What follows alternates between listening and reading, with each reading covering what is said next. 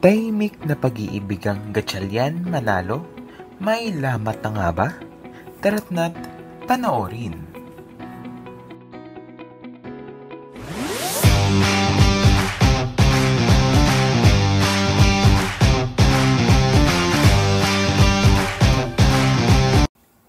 Secret, no comment. Ito lang ang naisagot ni Senator Sherwin Gatchalian nang tanungin ng mga miyembro ng media tungkol sa lumulutang na isyong hiwalay na sila ng aktres, beauty queen na si Bianca Manalo. Sa kabila ng mga usap-usapan, gusto lang piniling manahimik ng senador at iwasan ang pagbibigay ng malinaw na sagot ukol sa tunay na estado ng kanilang relasyon. Magugunitang nagsimula ang bulong-bulungan nitong Enero matapos mapansin ng mga Marites ang kawalan ng mga sweet na update sa social media mula sa magkasintahan. Bagamat kilala ang dalawa sa kanilang pribadong pamumuhay, tila naging kakaiba ang katahimikan ng kanilang Instagram accounts lalo na nitong holiday season. Isang panahon na madalas ipinapakita ng mga magkasintahan ang kanilang pagmamahalan. Sa kapihan sa Senado noong Enero 8, kinomprontahan si Senator Win ng media ukol sa issue. Ang sagot ng senador na may kasamang biro, "Secret, nagkakasakit na nga ako na sinundan ng pagtawa." Ngunit hindi dito tumigil ang media. Sa follow-up na tanong kung wala na ba siyang kayakap kaya siya nagkakasakit, muli niyang inulit, "No comment, no comment." Habang halatang iniiwasan ang usapin sa pag-inom ng tubig. Hindi pa rin nakontento ang mga reporter at muling sinubukan siyang tanungin upang kumpirmahin ang chismis. Ngunit muling naging matatag ang sagot ng senador.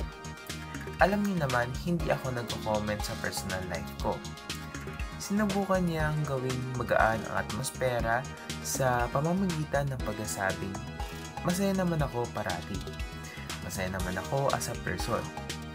Dahil dito, lalong umugong ang espekulasyong may lamat na ang relasyon ng dalawa. Sa Instagram account ni Bianca, wala nang makikitang mga larawan o update kasama ang senador. Maging sa mga mahalagang okasyon tulad ng Pasko at Bagong Taon. Gayon din sa profile ni Senator Win, kapansin-pansing wala na rin ang anumang post na nagpapakita ng kanilang paglalakbay o pagsasama sa publiko. Ang kwento ng pag-iibigan ni Bianca at Senator Win ay nagsimula pa noong 2018 kung saan naging tahimik pero matibay ang kanilang relasyon sa kabila ng pagiging abala ng dalawa sa kanilang karera. Subalit noong 2023, nalagay sa alanganin si Bianca matapos siyang masangkot sa kontrobersya kaugnay ng isang umano'y screenshot ng private conversation nila ng kapuso actor na si Rob Gomez. Ang naturang usapin ay naganap habang kasagsagan ng kanilang proyekto kasama si Herlyn Budol. Bagamat sinabi noon na hindi naapektuhan ang relasyon ni Bianca at Senator Win, tila nag-iwan ito ng tanong sa isip ng publiko. Sa kabila ng kontrobersya, kinukaw ng dalawa ang atensyon ng netizens. Noong Agosto 2024, nang mag-viral ang isang video ng kanilang sweet moments habang nasa Senado, kitang-kita sa video ang tila masayang pagsasama ng magkasintahan na tila nagsasabing matatag pa rin sila kahit anong pagsubok ang dumaan. Ngunit ngayon, ang katahimikan ng kanilang social media at ang pag-iwas si Senator Win sa mga tanong ay tila nagkukwento ng isang bagong kabanata. Isa na maaaring puno ng mga lihim at tanong. Habang patuloy na binabantayan ng publiko ang kanilang bawat galaw, isang bagay ang malinaw.